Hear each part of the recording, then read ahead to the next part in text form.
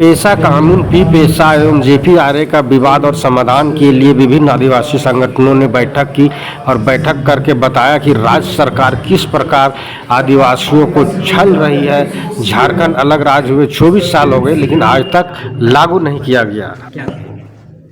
ये कार्यक्रम परिचर्चा है कि पी पेशा पेशा और जेपीआरए, इस पर लोगों को कंफ्यूज किया जा रहा है। सीधा बात है कि 1996 में पेशा कानून लागू हुआ है। पेशा कानून बना है 96 में, राज्य बने हुए 28 साल हो रहा है। 28 साल 24 साल राज्य बने हुए, 4 साल उधर। 28 साल तक लागू नहीं होना इस क्षेत्र में, ये अपने आप बहुत बड़ा सवाल है।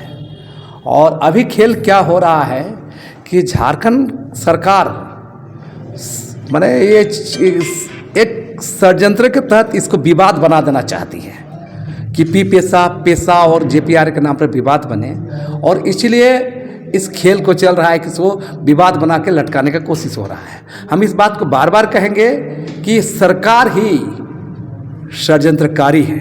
हम इस बात को इसलिए कहेंगे, यही सरकार है राज्य की जो संविधान बचाने के नाम पर सत्ता में आई है।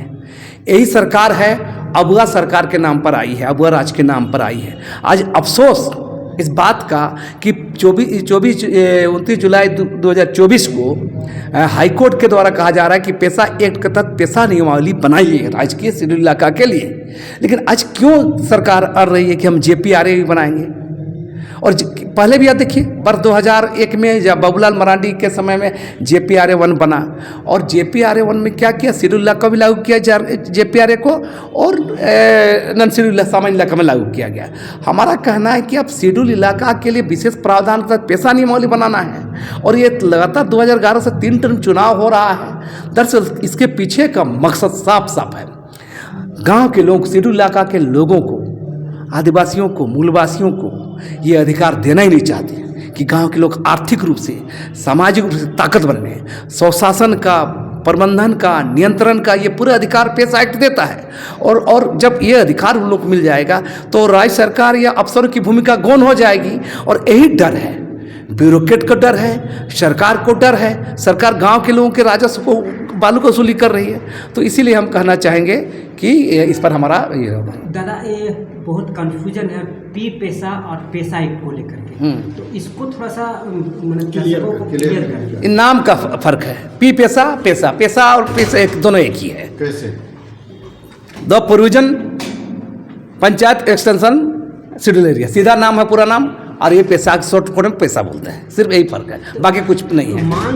तो क्या स्थानीय नियोजन की तरह पेशा कानून को भी फंसा के रखना चाहते हैं? ये सारा खेल हो रहा है, यही खेल। कुछ प्रावधान है जो आदिवासी हित में नहीं है, और क्या प्रावधान है जो आदिवासी हित में? देखिए, पेशा नियमावली जो बना है, एक तो समस्या यह है कि उसका अगर प्रावधान 1 को प्रावधान 2 में आप देखिए तो उसमें नियमावली का जो है कि मतलब अधिनियम से अभिप्रेत है।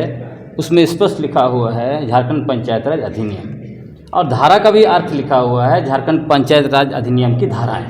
मतलब सरकार पेशा कानून लागू करेंगे बोलती है, लेकिन जेपीआरए का नियम लागू करेगी। तो जेपीआरए का नियम पेशा कानून के नियमावली के तहत कैसे लागू होगा? नंबर 1। नंबर 2, ये जो नियमावली में जो गड़बड़ी है, गड़बड़ी क्या है? एक गड़बड़ी यह है कि जैसे भूमि अधिग्रहण, अब भूमि अधिग्रहण में ये लोग स्पष्ट कह रहे हैं कि ये भूमि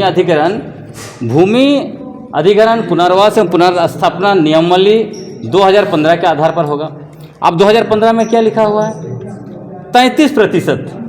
बताइए, मतलब 33% कम से कम लोग हाँ बोले तो हो गया। जबकि जो असल कानून है भूमि अधिग्रहण का 2013 का, उसमें कितना बोलता है? 70%।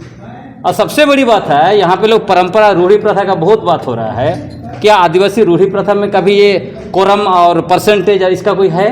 कोई बता दे। दूसरी बात, खनन, लघु खनन, जैसे कि मान लीजिए बालू का। अब बालू का जो कौन ग्राम सभा का क्षेत्र है वो सरकारी अधिकारी डिसाइड करेंगे। उसमें देख लीजिए, मतलब ग्राम सभा का अधिकार क्षेत्र में घुसा रहे हैं। तीसरी बात, जो आदिवासियों का ज़मीन जो गैरकानूनी तरीके से जो चला गया है, दूसरे लोग ले लिए हैं, उसका रिस्टोरेशन का शक्ति जो है वो ग्राम सभा के पास है। अब इसमें क्या कर रहे हैं नियमावली में, उसमें डीसी को जबरदस्ती घुसा दिया है। आदिवासी का जमीन जितना गैरकानूनी तरीके से जा रहा है वो तो डीसी की वजह से जा रहा है। इसमें के बी सक्सेना की स्टडी है, रांची जिला की खुद 8 डीसी ऐसे उन्होंने पाए जो आदिवासियों का जमीन गैरकानूनी तरीके से दूसरे लोगों को दे दिया। तो आप जब ग्राम सभा यहाँ पर है तो ग्राम सभा का अधिकार में उसमें डीसी को क्यों घुसा रहे हैं?